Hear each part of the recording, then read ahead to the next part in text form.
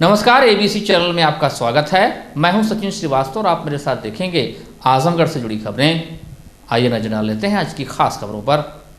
खबर के प्रायोजक हैं संपूर्ण बाजार, राहुल नगर, मड़िया, आजमगढ़।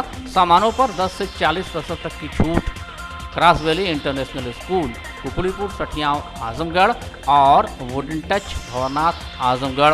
दिल्ली के बहुचर्चित बाटला हाउस एनकाउंटर मामले के दोषी उत्तर प्रदेश के जनपद आजमगढ़ के थाना बिलरियागंज क्षेत्र के नसीरपुर गांव निवासी आरिस खान ने हाल ही में एक निचली अदालत द्वारा 15 मार्च 2021 को सुनाई गई फांसी की सजा को चुनौती देते हुए दिल्ली हाई कोर्ट का रुख किया है। आरिस खान ने अपने वकील MS खान के जरिए इस साल मार्च में साकेत कोर्ट द्वारा दिए गए फैसले के खिलाफ अपील दायर की है। साकेत कोर्ट ने उसे भारतीय दंड संहिता की धारा 186, 333, 353, 302, 307, 174A, 1860 और आर्म्स एक्ट 1959 के प्रावधान के तहत दोषी ठहराया था। साकेत कोर्ट के अतिरिक्त सत्र न्यायाधीश संदीप यादव ने फैसला सुनाते हुए कहा था कि आरिस खान और अन्य ने जानबूझकर encounter specialist inspector Mohan Chandra Sharma की हत्या की और हेड कांस्टेबल बलवंत सिंह और राजवीर सिंह को घायल कर दिया था। इसके साथ निचली अदालत ने दोषी के खिलाफ 11 लाख रुपए का जुर्माना भी लगाते हुए निर्देश दिया था कि जुर्माने की राशि में से 10 लाख रुपए मृतक मोहन चंद्र शर्मा के परिवार को मुआवजे के रूप में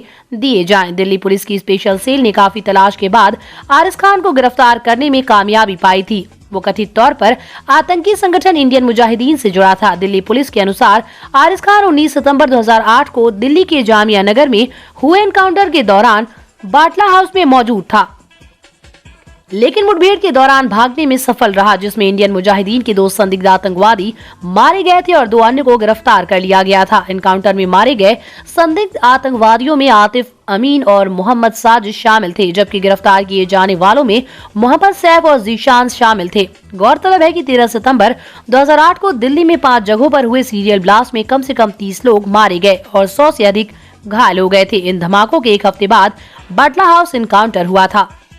बरेली जेल में निरुद्ध माफिया अखंड सिंह की 1,81,97,000 रुपए की संपत्ति को पुलिस व प्रशासनिक अधिकारियों ने शुक्रवार की शाम को कुर्क कर लिया। हालांकि ये आदेश कलेक्टर राजेश कुमार ने एक पखवाड़ा पूर्व ही कर दिया था। पुलिस ने कार्रवाई को जमीन पर उतारी तो माफियाओं में एक बार फिर से हड़कंप मच गया। तरवा थाना क्षेत्र के जमुआ गांव निवासी अखंड प्रताप सिंह बीते माह लखनऊ में मऊ जिले के मोहम्मदाबाद गोहना के पूर्व ज्येष्ठ प्रमुख अजीत सिंह की हुई हत्या के बाद सुर्खियों में आया था। हालांकि वाराणसी के ट्रांसपोर्टर की हत्या मामले में नाम सामने आने पर भी इसकी दहशत लोगों में बढ़ी थी। ट्रांसपोर्टर की हत्या में ही अखंड सलाखों के पीछे पहुंचा तो तभी अभी तक बाहर नहीं आ पाया। जिलाधिकारी राजेश कुमार ने गैंगस्टर एक्ट के मुकदमे में अखंड प्रताप सिंह की जराइम से कमाई अवैध संपत्ति को कुर्क करने का आदेश दिया था। जिलाधिकारी के आदेश पर शुक्रवार की शाम को मेहनगर तहसीलदार सर्वेश कुमार सिंह गौड़ व तरवा थाना के प्रभारी इंस्पेक्टर स्वतंत्र कुमार सिंह ने पुलिस फोर्स व राजस्व कर्मियों के साथ जमुआ गांव पहुंचे।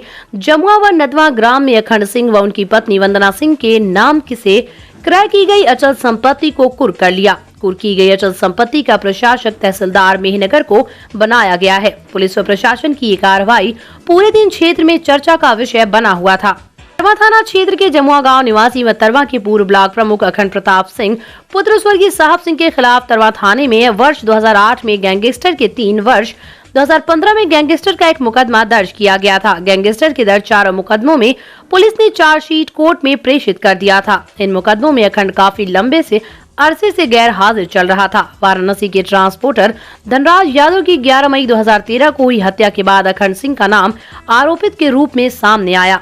गैंगस्टर अखंड प्रताप सिंह और उसकी पत्नी वंदना सिंह के नाम की अपराध जगत से अर्जित संपत्ति की कुर्की के आदेश जिलाधिकारी महोदय द्वारा किए गए थे और इसकी जब्तीकरण की कार्रवाई कल राजस्व अधिकारीगण द्वारा और पुलिस के अधिकारियों द्वारा ग्राम नदवा और जमुआ में की गई। इस जब्त की गई कुल संपत्ति की कीमत लगभग 1,88,00,000 है। आदर्श शाखा द्वारा सेवा प्रकल्प के अंतर्गत कारगिल दिवस के अवसर पर रक्तदान शिविर का आयोजन किया गया, जिसके मुख्य अतिथि अपर निदेशक स्वास्थ्य विभाग के डॉक्टर महिबुल्ला, विशिष्ट अतिथि deputy CMO doctor Sanjay, chief medical superintendent AK Singh, blood bank के प्रभारी सुभाष पांडे और उनके सहयोगी जन उपस्थित रहे। भारत विकास परिषद के रीजनल सेक्रेटरी अशोक अग्रवाल, आजमगढ़ शाखा के रमाकांत एवं इलीट शाखा के अनिल अग्रवाल एवं महिला संयोजिका शिखा अग्रवाल, आदर्श शाखा के अध्यक्ष छाया अग्रवाल, सचिव आशा शर्मा, कोषाध्यक्ष किरण अग्रवाल, संरक्षिका रेखा अग्रवाल, महिला संयोजिका अमिता अग्रवाल, रेणु अग्रवाल, श्रुति अग्रवाल, अनीता अग्रवाल, अल्पना बरनवाल, आराधना अग्रवाल, सुनीता अग्रवाल, सविता बरनवाल, अर्चना गोलवारा, मनोरमा गुप्ता, वैशाली रस्तोगी उपस्थित रहीं। शिविर में सोशल डिस्टेंसिंग का पालन करते हुए 25 से 30 लोगों ने रक्तदान किया। इस दौरान आदर्श शाखा की अध्यक्ष छाया अग्रवाल ने बताया कि 50 यूनिट ब्लड डोनेट करने का लक्ष्य रखा गया था, लेकिन बारिश होने के कारण 30 लोगों ने रक्तदान किया है। परिषद स्वयंसेवी संस्था की तरफ से जो यहाँ पे रितेश डेंटल केयर सेंटर पे ब्लड डोनेशन कैंप ऑर्गेनाइज किया गया है, जिससे मुख्य जो प्रेसिडेंट हैं इस संस्था के वो श्रीमती छाया अग्रवाल और रीजनल सेक्रेटरी श्री अशोक अग्रवाल के सौजन्य से ये आयोजित किया गया है। और कम से कम 50 जो है यूनिट ब्लड डोनेट करने का लक्ष्य यहाँ रखा गया है। और ये संस्था सिर्फ महिलाओं की संस्था है, महिलाओं की विंग है जो हमेशा डोनेट करती रहती है। और आजमगढ़ जो मंडलीय चिकित्सालय है उसके ब्लड बैंक में 500 के आसपास यूनिट ब्लड हमेशा मेंटेन रहता है, जिसमें इन लोगों का बहुत ही बड़ा सहयोग रहता है। और आज भी कम से कम 50 यूनिट ब्लड डोनेट करने का लक्ष्य रखा गया है जो पूरा होगा। ठीक है। कारगिल दिवस के उपलक्ष्य में ये ब्लड डोनेट का कार्यक्रम किया है। जो अभी तक कोविड में कितने लोग को ब्लड की बहुत ही आवश्यकता पड़ती थी, जिस कारण नहीं मिल रहा था, आज हमारे भारत विकास परिषद के लोगों ने मिलकर ये कार्य किया।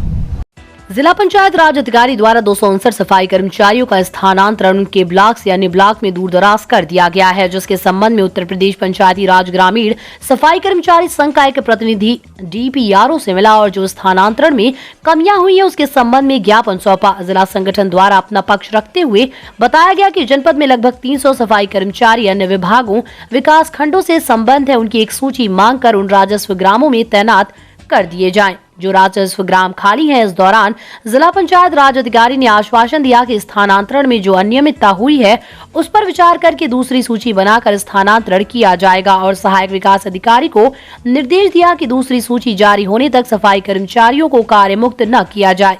ज्ञापन देने के दौरान जिला अध्यक्ष CP यादव, जिला मंत्री नवीन चतुर्वेदी, मीडिया प्रभारी गुलाब चौरसिया आदि मौजूद रहे। 59 सफाई कर्मचारियों का स्थानांतरण श्रीमान जिला पंचायत राज अधिकारी महोदय जी द्वारा कुछ ब्लॉकों में राजस्व गांव से ज़्यादा सफाई कर्मचारियों को दिखाकर उनको अन्य ब्लॉकों में भेज दिया गया है और उसमें अनियमितता बहुत ज़्यादा हुई है, जिसके लेकर जिला संगठन और हमारे ब्लॉक के सम्मानित ब्लॉक अध्यक्ष का एक प्रतिनिधिमंडल श्रीमान जिला पंचायत राज अधिकारी से मिला और श्रीमान जी को अवगत कराया कि जो आपने 259 सफाई कर्मचारियों का स्थानांतरण किए हैं इसमें बहुत अनियमितता है।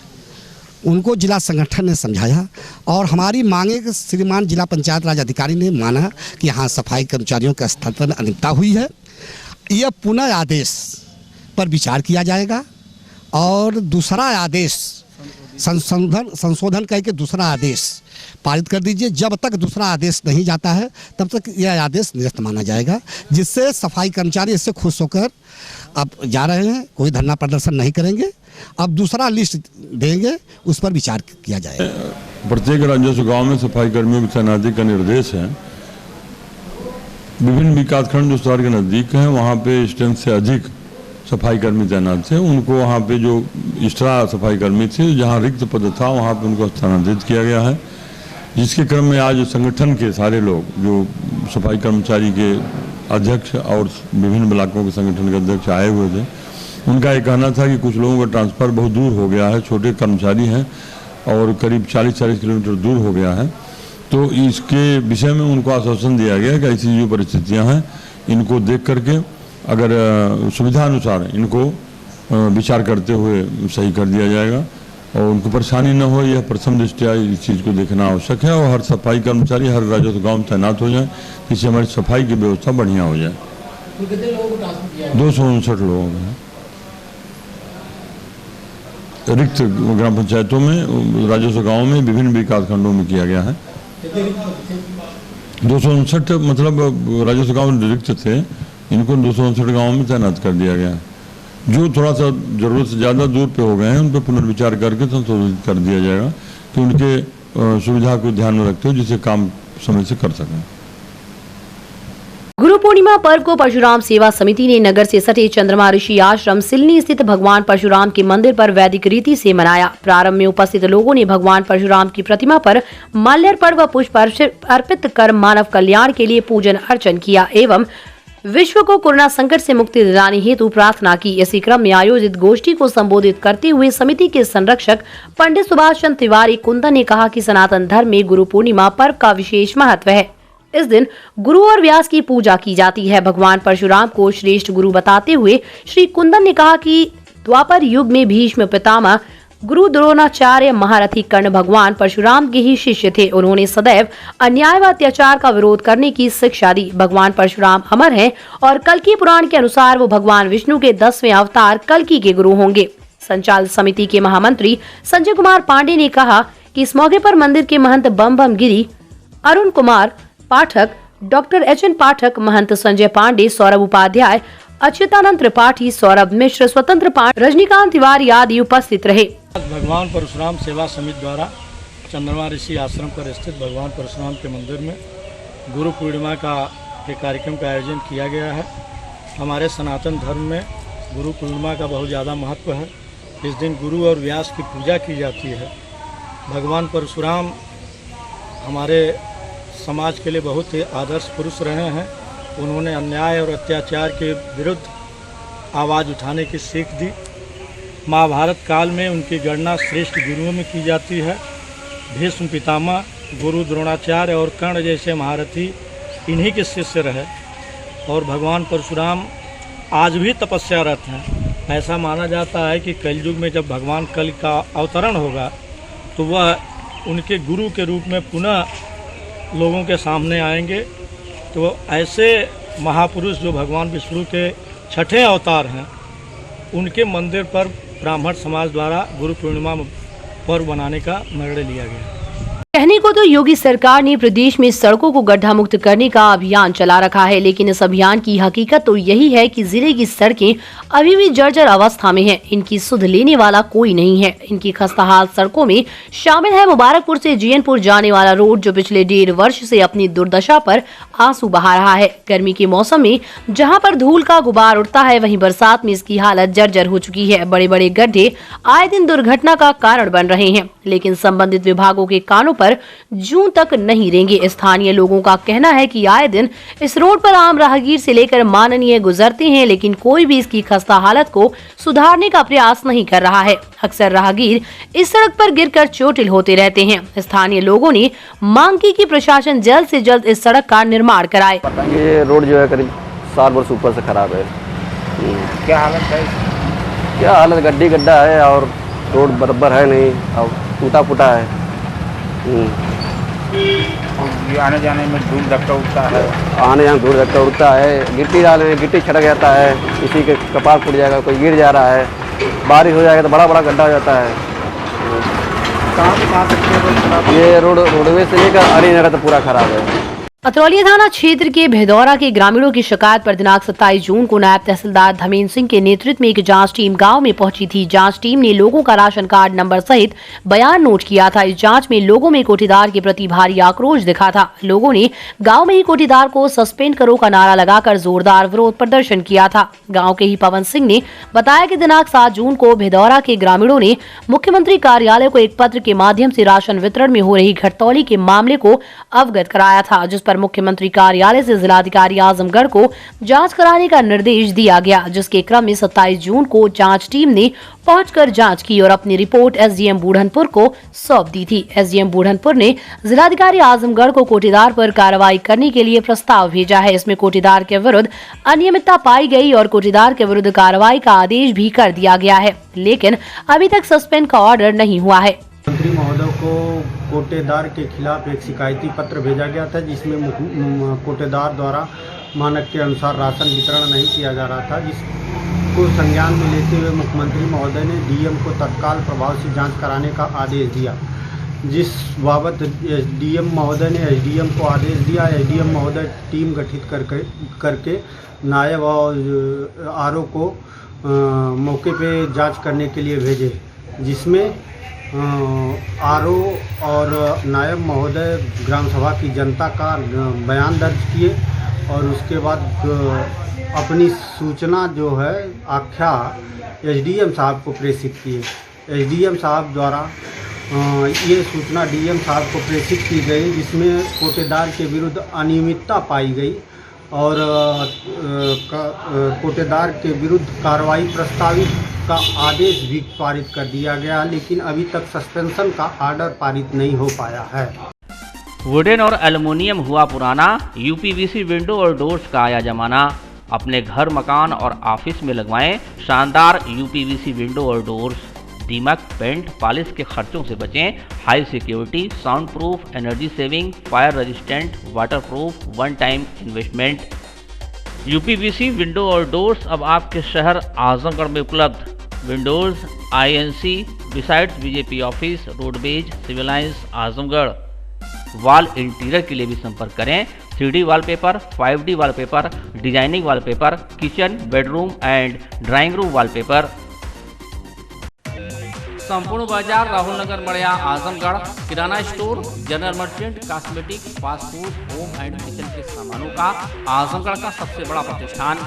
फूड ग्रेन्स, ऑयल्स और सभी प्रकार के मसाले, cosmetic store, snacks store, summer drink and beverages, cleaning and house hold, home और किचन के product, bakery store, dairy product. सभी सामान मार्केट रेट से सस्ता और अच्छा, 10 से 40% तक की छूट। पतंजलि के सामानों पर 15% तक विशेष डिस्काउंट। शादी विवाह के सामानों की खरीदारी पर स्पेशल ऑफर। संपूर्ण बाजार, Rahul Nagar, Madiya, Azamgarh. Wooden Touch, Bhanwarnath, Azamgarh. A complete hardware store. हमारे यहाँ branded plywood, flush door, designer door, PVC door, Formica, fancy hardware, kitchen की चिमनी एवं मॉड्यूलर किचन की एक्सक्लूसिव रेंज उपलब्ध। अपने आशियाने में लगाइए 4 चांद, पहुंचिए वुडन टच, भंवरनाथ, आजमगढ़।